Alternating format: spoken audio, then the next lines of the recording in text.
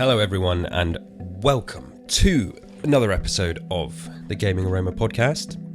This is episode 18, your video game chat musing podcast fueled by coffee. I'm your host KDB and I'm back. I'm back after an unplanned summer hiatus, a summer off. If you listen to any of the other shows that I do, the many podcasts that I do, Tapes from the Waste, Gears Intel, First Aid Spray, of course, I'm on. Starfield Sandwich, I'm on with my buddy Eric. I was going to say Edward then. Eric, aka Sulio. Yeah, it's been a bit of a summer off podcasting. Now I have started to creep back into putting things out again. And I didn't completely have a summer off. I did do a couple of episodes of First Aid Spray, and I did do some stuff with my Gears Intel buddies on their A Win It Is You show. So I've been in and out, on and off, but my main routine of trying to get out like a couple of my own shows every month, that's been on hold really since like early June.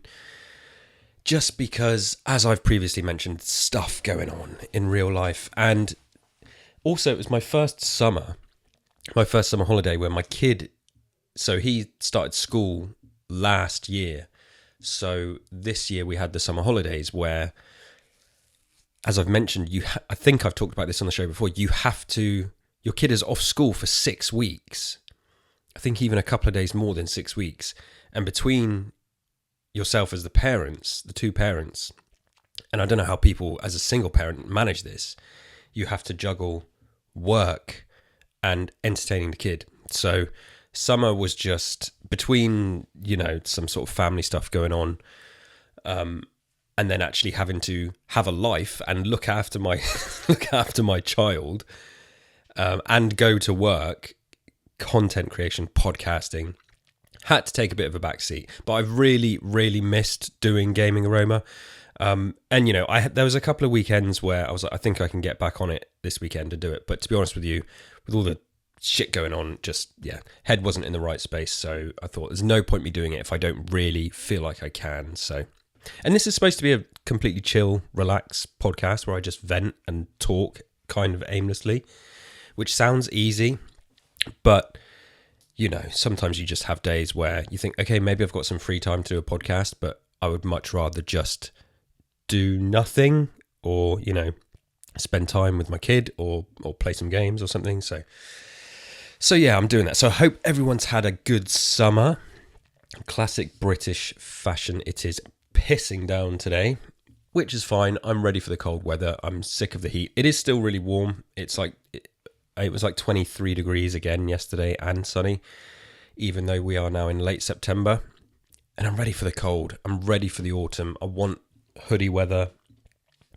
Yeah, I don't want to have to sweat just by moving around mildly, which I'm known to do.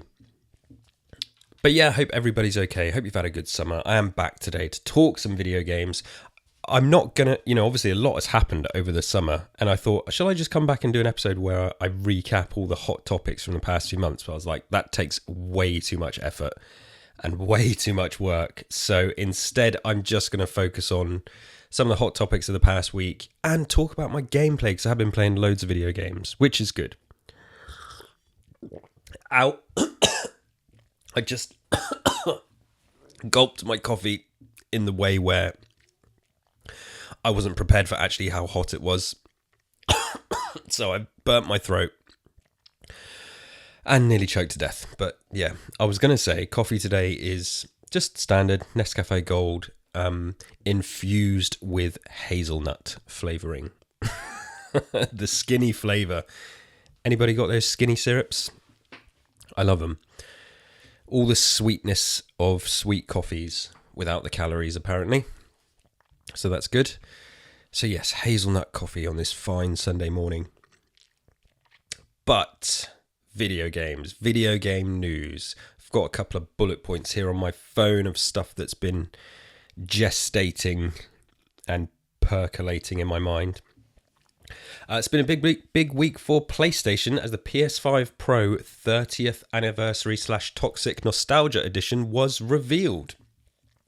Yeah, it looks bloody good. I was going to do this. I was going to come back and do this podcast last week, and I was going to focus on the PS5 Pro reveal, which I think, has pretty widely been received as been received negatively. Well, sort of. There's a lot of people out there that are still like, yeah, I'm buying this day one and stuff like that. And there's a whole conversation you could have about the PS5 Pro and its pros and cons. Pros and cons. But yeah, that price tag is ridiculous, and I think everything that needs to be said about it has been said by people on the internet. My feeling personally is, so I was actually thinking of getting a PS5 really recently, like over the summer. I can't really afford it, but I'd considered maybe finally taking the jump, and I've been waiting for a price cut for ages, which they haven't done. But then when Astrobot came out a couple of weeks ago, and I mean, it always looked good, Astrobot, but everybody said like how good it was. That kind of tipped the scales for me. Earlier in the year, when Stellar Blade came out, I was like, that game looks awesome. I really want to play that.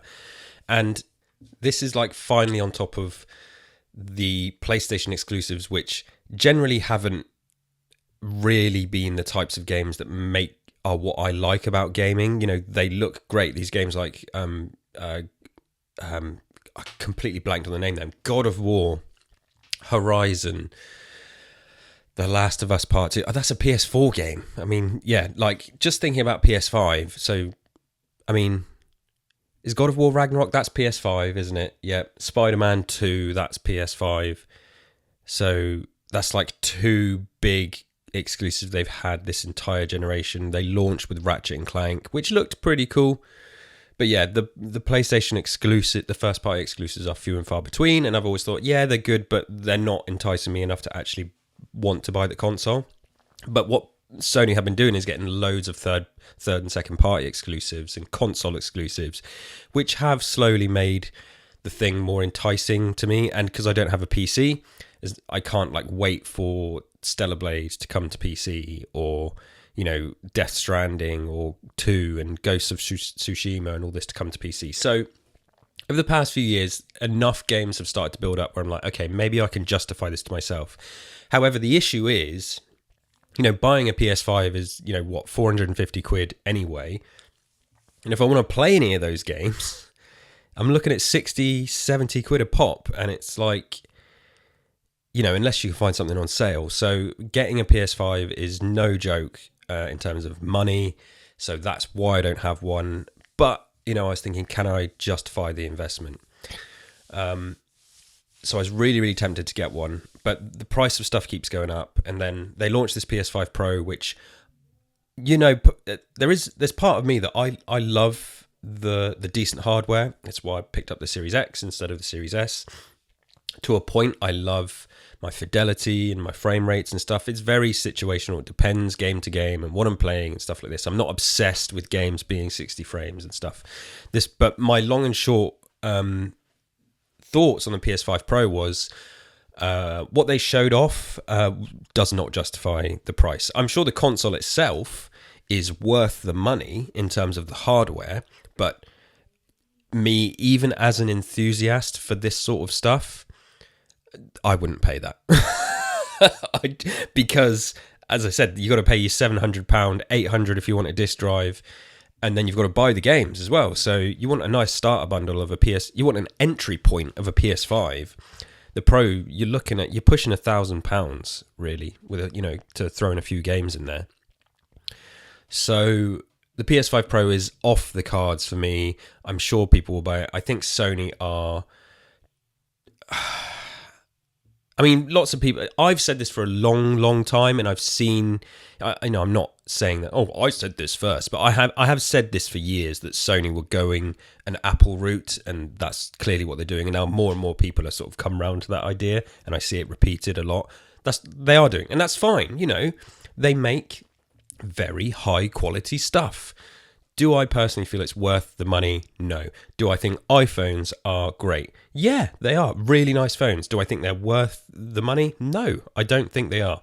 I think if you are an Apple enthusiast and you're in the Apple ecosystem and you have a couple of iPhones and MacBook Pro, an iPad or two, and an Apple Watch, if you've got all that and you're all in, it's like, yeah, it makes sense to stay all in and get all the system working together. It's a really nice ecosystem they've got.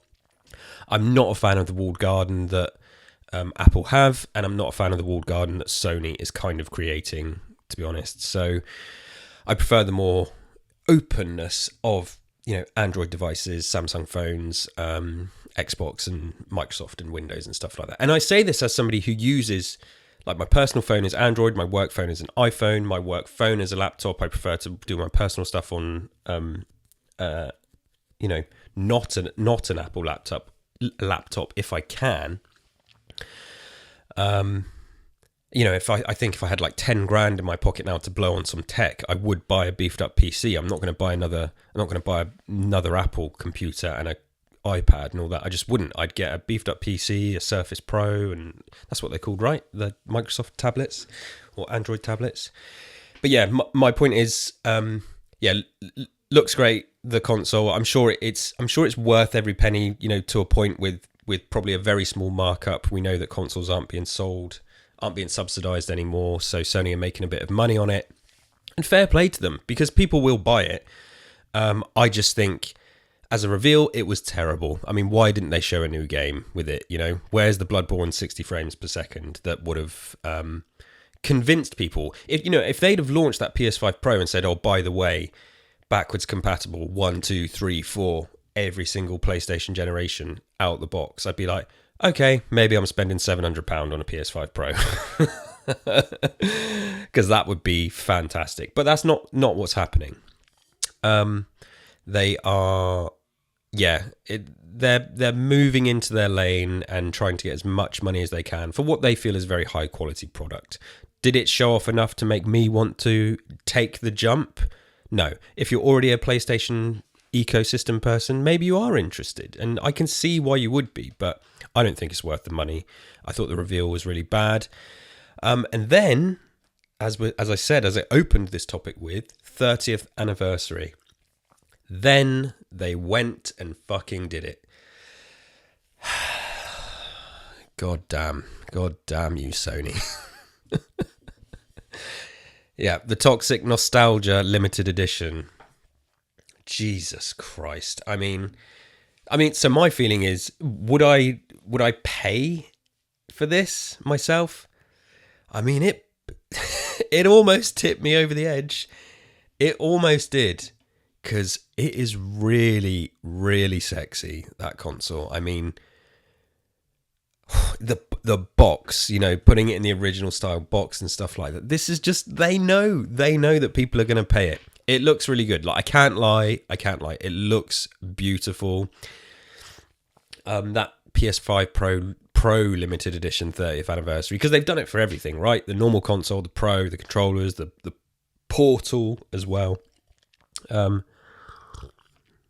All looks amazing, mate. I mean, come on. I think there's something about that grey, which is such an odd thing to say. Like, grey is a really nice colour. I don't know. It's because it's very old console and stuff like that. So, yeah, they absolutely piqued my interest for that. And I see lots of people online being like, well, I guess I'm getting one then. From what I understand, you can only get the PS5 Pro Anniversary Edition with the limited edition bundle, and that's the one there's only like 12,000 of them, so most people are very unlikely to get one. But even the standard base console in the grey and stuff looks good, and people want it. So I'm in a bit of a pickle. Like, I'm not going to buy the Pro bundle. I'm not going to try and buy the Pro bundle. But if I was going to take the jump on a PS5, I was like, oh, shall I buy a second-hand one? Shall I go into CEX? But they're still quite expensive. Like, I quite like getting a new one, and make it's mine, and I want it to work properly and not have someone else's grubby fingerprints all over it. But yeah, if I was to get a PS5 Pro, I would love one of those 30th anniversary editions. They are incredibly beautiful. Yeah, just a lot of money. But Sony know what they're doing, and I wish Xbox would do the same. Apparently a story came out where they said, I think they sort of responded to this and was like, we have big plans for the 25th anniversary of Xbox and Halo, so stay tuned for that. And it's like, okay, that is really interesting. I mean, they should respond and do something like this because, I mean, yeah, I'd buy it. I think a lot of people would. But yeah, so, I mean, fair play to Sony in a way for realizing that, yes, people do want this and they can get away with it. As toxic and horrible as it is. But yeah, so I very much would like to have a PS5 now. Like, you know, my son, Astrobot has caught his eye. He has a buddy who lives around the corner, and he's gone round to his house to play Astrobot. His friend's dad has a PS5, and they've played Astrobot together. My son's been watching Astrobot playthroughs on YouTube and stuff, and I'm like, oh man, because I've said before, I think on this show, like, this is what it's about for me a lot these days. Like, so much of my gaming time is with my son and introducing him to stuff and seeing him love games and appreciate them and the different things they do. Like, you know, he's my best friend. He basically is my best friend. Him and my wife are my best friends. So it's like, yeah, to have a PS5 that we could play together would be really nice. It's just a lot of money, and especially at this time of year. So yeah, PS5 Pro looks great. Is it worth the money? Probably not. Now, with the anniversary lick of paint on it, is it worth the money? Well, still probably not, but that's one I'd be more likely to buy. Good luck if you're trying to get one. Like I say, only 12,000 of the pros. Yeah. Cool. Okay, I think that's enough on PlayStation 5 Pro. I think that's all I wanted to say. Oh, there was one other thing. I see a lot of people will say, and I think IGN got absolutely torn to shreds with this by saying, oh yeah, you can just buy a gaming PC if you're going to spend that much. And it's like, no, you can't. No, you can't. This is why I said this is good. It's good hardware. It is good hardware for the price, you know, up to a point. And to get a really high quality PC, you know, you have to spend a lot more. You're looking at, you know, £2,000 to £3,000, even £4,000 if you want the best of the best. You can maybe get a mid-range for like 1,700, 1,500. But what's the point then? To me, that defeats the purpose. I feel like if you're going to move into the realm of PC gaming, you should get one of the best PCs.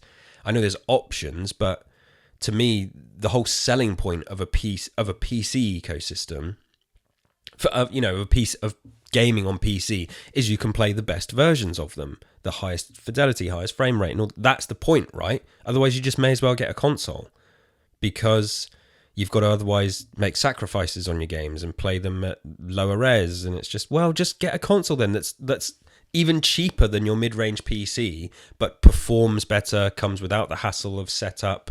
And I'm not playing my PC on the sofa, man. Like, I'm not doing that. No, people have suggested, yeah, you could get like a wireless keyboard and mouse and this lap thing that you set up. No, not doing it. Not doing it. I think the people that think that that's a good thing to do, maybe like don't have jobs or something and just don't spend time at a desk with a computer doing work. Because if I didn't spend any time at my laptop and my computer doing work, maybe then I would be more inclined to sit at a desk PC and game after work. But after work, I want to sit on my sofa, man, with my big TV and my controller, and I want to relax. I don't want to do PC gaming set up with a tower next to my TV, or really long cables and then wireless keyboard and mouse just rolling around on my lap. I'm not doing it. So I think, yeah, PC gaming sounds great. I wouldn't jump to PC gaming unless I could get a top of the range PC, and that ain't happening anytime soon. My entry point into PC gaming at this rate would probably be a Steam Deck. I would absolutely love a Steam Deck. I know the first model that came out was kind of trash. Like, it's fine and it runs everything, but like the terrible screen. My friend's got one and he brought it round, And I was like, yeah, this feels really nice. The screen is awful. It's a really cheap screen. But then they brought out the version with an OLED screen, which is apparently a lot better. So I'm excited to see what they do with Steam Deck version 2. Because that could be a way for me to get into, the Steam ecosystem and PC gaming. But for now, no. I'm console through and through. And as are lots of people, the convenience of consoles, I think, just kind of, for the money. Like, even at £700, it's like, it's not as good as a mid-range PC, but a mid-range PC is going to cost you a lot more, and you're going to get more out of this console for less price. So so it's a different conversation. I do really want to play. I've considered getting like a really cheap ass laptop, Windows laptop, to play some old PC games. So, and I don't know, somebody listening to this might know how PC gaming works and could tell me that I'm being an idiot, but like, for example, I really, really want to play Fallout 1 and 2, the PC games, which are, from mid to late 90s. They don't need a lot of power to run, I presume. So in theory, I could buy a really shitty laptop, and those types of games I can play. I just can't play any of the big new AAA stuff, which is fine. I don't really want to because I play that on console. But maybe my little laptop could be my little Steam machine where, I play the old Fallout games and old PC games, and some small indie games, that I would really like. So if you're educated out there, I could probably look this up, but I don't know. I start to get a headache when I look at PC stuff these days. And it's weird because I used to help build PCs, but I just haven't for a long time. It's one of my old jobs, an old animation studio. I had to work with the IT company to build PCs that worked for our projects, for our, for the rendering of the animation and stuff like that. And in a matter of a couple of years, this is like 2010, 2011 and 2012. My knowledge of PC architecture these days is so out of date because it kind of stops at around 2013. I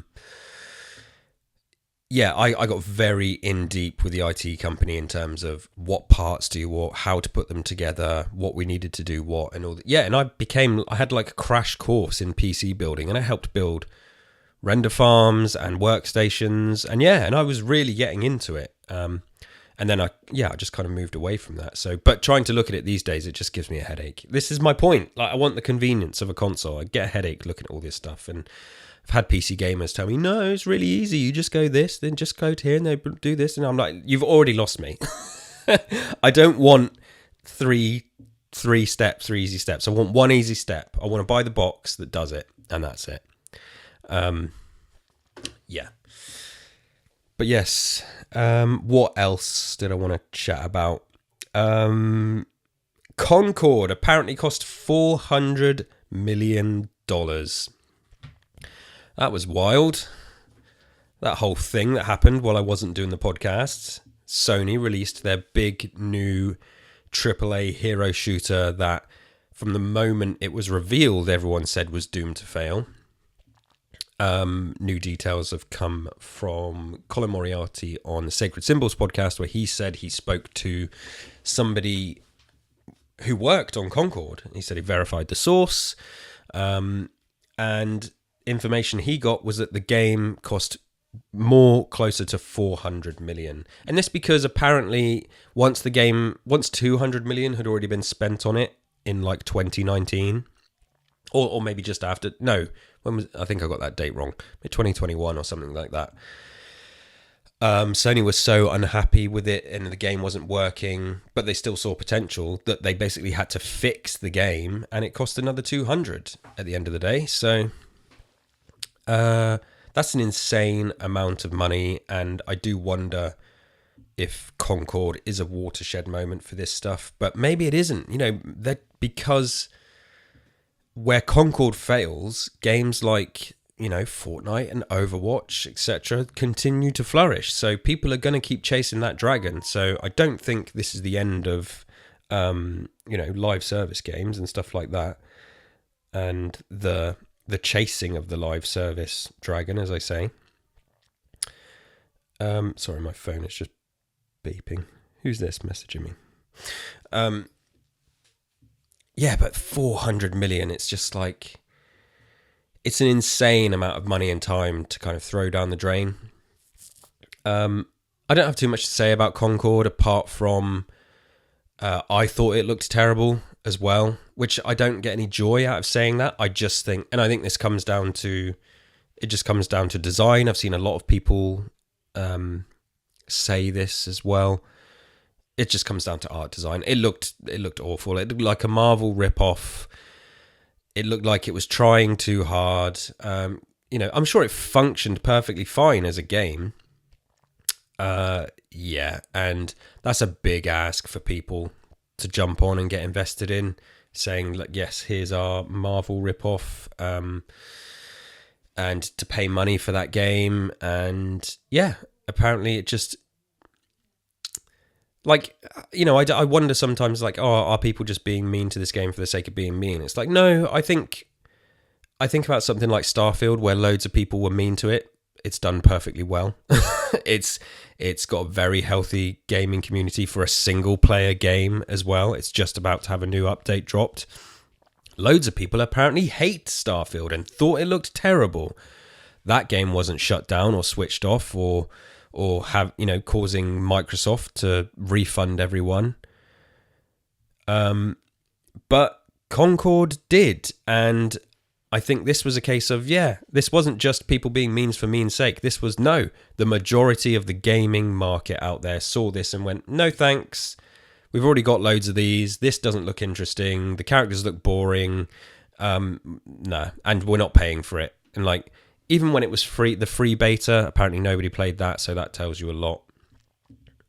Yeah, so I guess I kind of, you have to give Sony some credit for pulling the plug as quickly as they did, and maybe going into, like a crisis mode and figuring out what to do with it. I think maybe it will come back as a free-to-play game. That seems like that's doable, right? I'm still not going to play it, but they've got to do something to entice people. It seems weird to just throw it all away, right? I think they'll be scrambling to find something to do with it. But yeah, 400 million. It's like, I think, and I know I say this a lot, but like, where I say, I've said on this show before. I have said on this show before where I've talked about how indie games are some of the best experiences I've had in the past couple of years in gaming. And I know I'm not alone in that. These smaller games people love. Are they the ones that make money for the studios? Probably not. And that's why they're going to keep chasing these big AAA games and ways to squeeze every last bit of, of money out of all of us.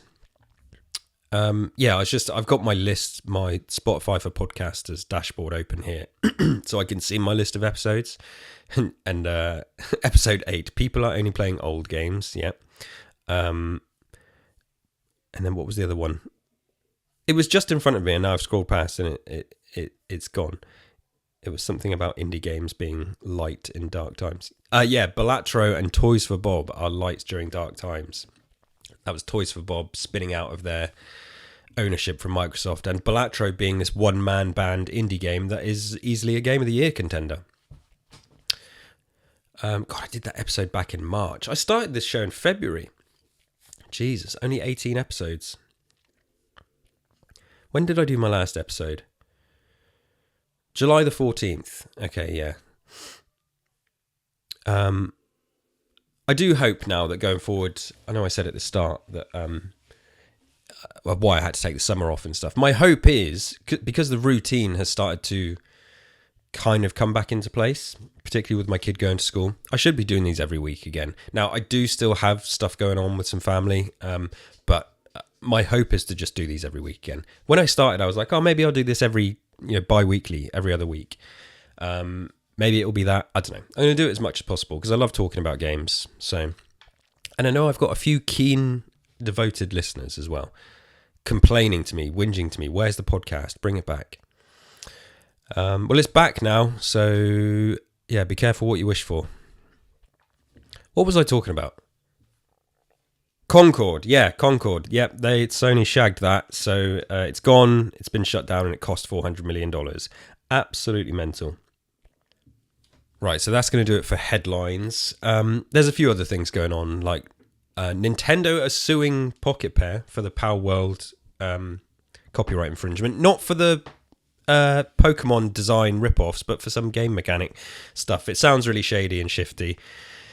A way for Nintendo to try and rinse some of their money, but that was crazy. There was also a thing about all the games sold in Europe. I think, was it Europe? No, in the UK, 75% of video games sold during August were digital. Another reminder that we're moving away from physical. I just wanted to touch on that because, again, that PS5 Pro console doesn't come with a disc drive. So if you're a physical disc PlayStation player, you're shit out of luck with that. So you have to buy a disc drive. And another sign here with sales that companies are moving away from physical because the data says that people buy digital. Now, just quickly before I move on from the news headlines, I don't think physical games will go away for a long time. I think like vinyl has, like Blu-ray is, and CDs. Even I got a cassette recently. Like music and movies, there's still physical ways to buy music and movies. It's just more boutique now and collector's item stuff and collector's editions. The vinyl market is huge at the moment, and I went to HMV not long ago for the first time in years. I haven't been in HMV for like 9 years. And maybe less than 9 years, but a long time. And it's mostly vinyl, which was really cool to see. I was going through and there was stuff on vinyl that I just couldn't believe. There was the Bluey soundtrack was on vinyl, and I was going to buy it, but it was $32.99. It's like, Jesus, I know this is like I just said, a boutique market now, but $32.99 for something that is for my kid essentially. That yeah, I nearly bought it, but I didn't. Yeah, I don't think physical games are going to go away for a while. I think there's always going to be... We're at a point now where future-proofing is more of a thing than it used to be. So I think companies like Xbox and Nintendo and PlayStation will always be offering an add-on, a disc drive add-on, a way to, get your games. And what we're seeing a lot of now is games get released... digital only, and then the physical version comes out like a year later or a few months later. So Baldur's Gate 3 did that. Alan Wake 2, the physical version of that is coming. Limited run games do lots of physical versions of games. I saw Killer Clowns from Outer Space launched as digital only, and now it's coming to physical. Like, I like this. I guess it's a way... I say I like it. I mean, it annoys me that they launch digital only, but it's a good sign. I suppose it's a way for developers that may not be able to afford the cost of physical because of the economy and the production costs of games and stuff. They can launch on digital, and if it does okay, they think, okay, now we can justify the physical version, getting an extra special physical version out, and that's something for the enthusiasts and the collectors to buy. So it is still happening, and I just think we'll see more and more of that. So, yeah. Right, that's the news over with. Gameplay, games. I've been playing loads of games. Sorry, my phone is beeping again. Right, I also just had to cut there and run downstairs and get my fan, which is now on. So I'm sorry if that's causing a disturbance in the background. It's on the lowest setting, so it shouldn't cause too much havoc with the mic. But yeah, I'm shut away in my office today, and although the weather is crap, it is really muggy, and yeah, just really, really hot and sweaty. What was I talking about? Gameplay. Yes, gameplay. So over the summer, I've been playing plenty of games. I'm not going to go through them all, but this past month, so what I did is what many people did. For the first time ever, I subscribed to Ubisoft Plus for £14. And that's because Star Wars Outlaws came out. Well, actually, so I was looking for something to play. And like the week Star Wars Outlaws came out, I saw lots of people raving about it, saying how good it was. And I thought, maybe I'd really like to try and play it then, because I'd heard a lot of work had gone into this game. And then I started to see some mixed stuff, but I thought, well, I definitely don't want to buy this game outright because it's like 60 quid. And then I read that, it's on Ubisoft Plus, their subscription service. So if you pay the £14, you get obviously a month's access to their catalogue, which is not loads of games. I think it's like 30 games, but it's basically all their recent new games, and this includes, you get the special access to the special edition of Star Wars Outlaws. I was like, okay. And then I was looking at the list, and also their Assassin's Creed Mirage was on there, Avatar Frontiers of Pandora, Rayman Legends. I was seeing all these games. I was like, I'll pay 14 quid and rent these games for a month. That's absolutely fine. None of them were games that I really wanted to buy or minded about, wanted to own forever. So that's what I did. I played Star Wars Outlaws, and anyone who follows me on Twitter will see that I track all the games that I complete this year, that I've been completing this year. And I did a little tweet about Star Wars Outlaws. I can't remember what I said word for word, but effectively I said it at times it was painstakingly dull. I mean, yeah, the story, the lead character is dull. Sometimes she's interesting. Most of the other characters are dull. The main droid is cool. The sort of the real outlaw droid guy that wears the big droid that wears the big jacket. I can't even remember his name. I think it's ND23 or something. Yeah, it's a long game. I think I got it finished in just under 20 hours, and that is without me. I did none of the side quest shit. I mean, there's side quests coming at you left, right, and center, and I just kind of ignored them all, and I just mainlined the game. The game was really buggy as well. Characters getting stuck, flipping out, just things not loading, textures not loading, lots of pop-in. Lots of technical issues. The little alien that you have with you, Nyx, that sort of acts as your assistant that unlocks doors and opens vents and distracts enemies. Really cool. It was a really cool mechanic. Nyx would just get stuck on stuff all the time. So, yeah, I pushed through it. And there were times where I was playing it, I was like, this feels like, I'm not a hardcore Star Wars fan. I like Star Wars. I like the original movies. I like some of the new stuff. But I appreciate a lot of the work that goes into this world. And, this game at times felt like the best creation of a Star Wars world in a game that I've ever played. You could see that, they've put a lot of thought into this. And it's very different to Jedi Survivor, which is a bit more linear. It is open, Jedi Survivor, but it's more hubby, I suppose, like hub worldy. This feels way more open, way more stuff to do and explore, and it feels way more lived in. So huge credit for the creation of the world and how it feels and sounds and looks like Star Wars. That's like, all first class stuff. Just playing it at times was a real chore. It is very stealth focused, which I kind of liked, but the problem is the stealth is really terrible. And when you get spotted, you get sent back to like a checkpoint rather than just being able to like run away from enemies and hide and break their line of sight. So you can do that sometimes, but not in most of the missions.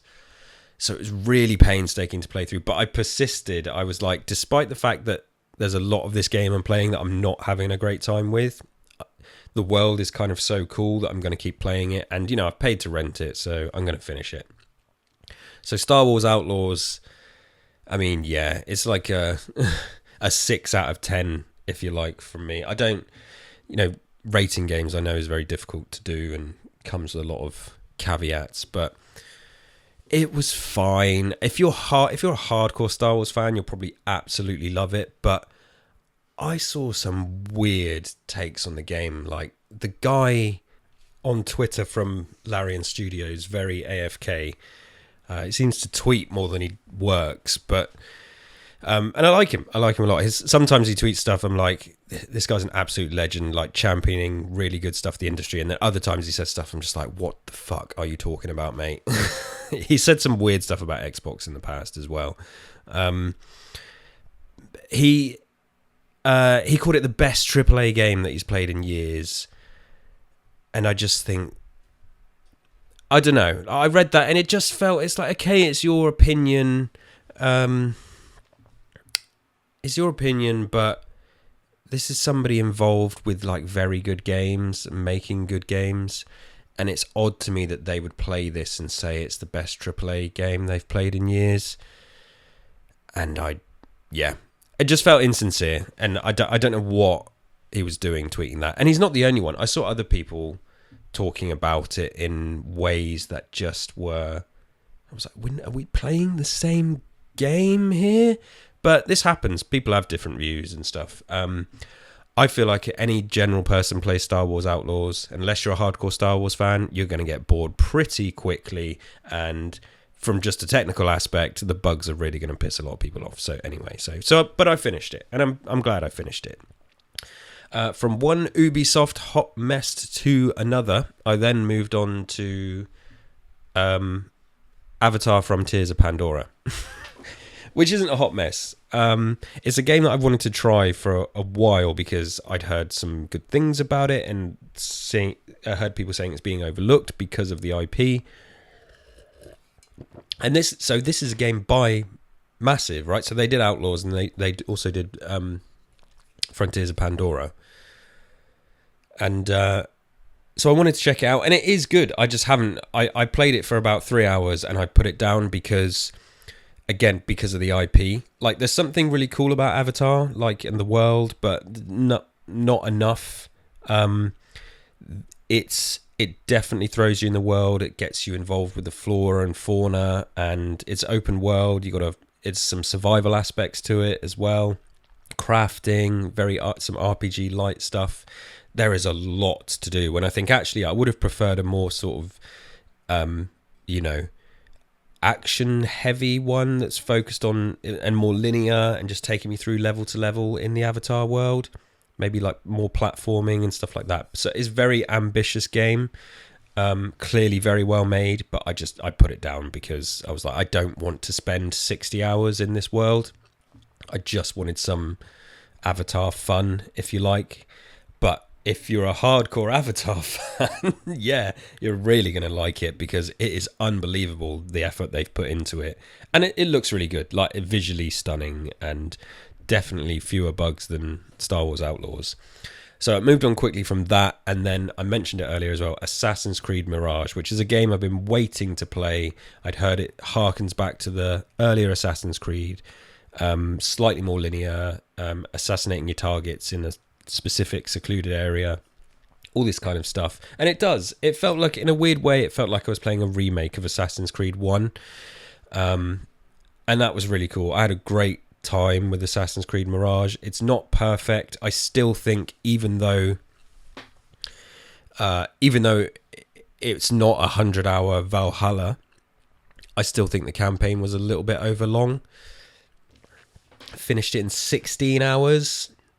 Again, there's side contracts and stuff. I think I did like 2 of them. There's a lot more side stuff you can do.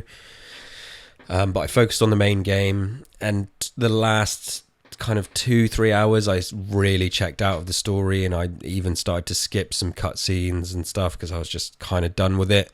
But gameplay wise, awesome, and atmosphere awesome, setting awesome. Got me.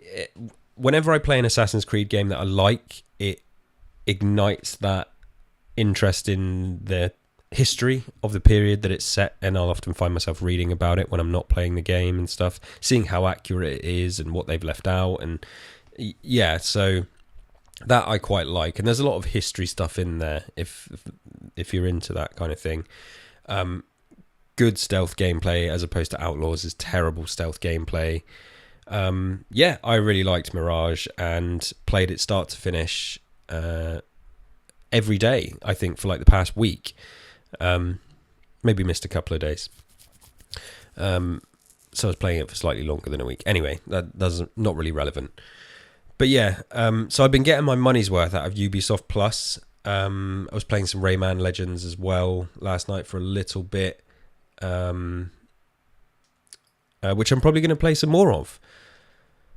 And there's a few other games on there. Like, I was like, do I start one of the other Assassin's Creeds? Like, I think the subscription lasts for another week and a half, so I've only got so much time to play and finish other games. But playing Assassin's Creed Mirage has actually kind of got me excited for the new Assassin's Creed that's coming out, Assassin's Creed Shadows, the one set in Japan, right? So I'm like, am I going to be subscribing to another month of Ubisoft Plus when that comes out? Very possibly. Very possibly. But yeah, I really liked Mirage. And then coming up, I mean, what other gameplay have I got? I've been like playing some other bits here and there, and me and my son have been playing loads of Party Animals as well still, which we absolutely love together. But coming up next Monday, what is it tomorrow? 23rd. Next Monday is the Starfield Shattered Space expansion, which I cannot fucking wait for. Looks amazing. Anybody who hates Starfield, I don't care, because I think it looks awesome. Well, the expansion looks awesome, and I think Starfield is awesome. I love Starfield. Feels like Bethesda have launched this world, and with this expansion, they're now saying, okay, here's that self-contained planet that you wanted, that you could explore, because that's what this expansion is. It's all set on one planet, in one location, rather than the universe, trotting around and stuff. And it feels like, maybe that was the plan all along. They've launched their universes, and now they're going to keep updating it with playgrounds here and there for us to play in, which, yeah, I'm happy with. And Eric and I did another episode of Starfield Sandwich earlier this month where we talked about 1 year of Starfield. So please do go and listen to that. And when the update comes out, we will do a conversation and our thoughts on the expansion as well. So I think I'm going to leave it there and get cracking on with my Sunday. I just really wanted to get this episode out of my system. Got some ideas for stuff going forward, get back into the routine, come back with this show every single Sunday, Saturday or Sunday, depending on what my schedule is like. But yeah, let me know what games you're playing. Let me know what you think of the PS5 Pro Toxic Nostalgia Edition. And yes, rate this podcast, like on YouTube, all that stuff. Until next time, what's my sign-off line? I haven't done this for ages. Do I have a sign-off line? I don't. I was going to say stay safe out there, Wanderers, but I think that's what I say on Starfield Sandwich. Oh, I just say bye. Bye, bye, bye, bye.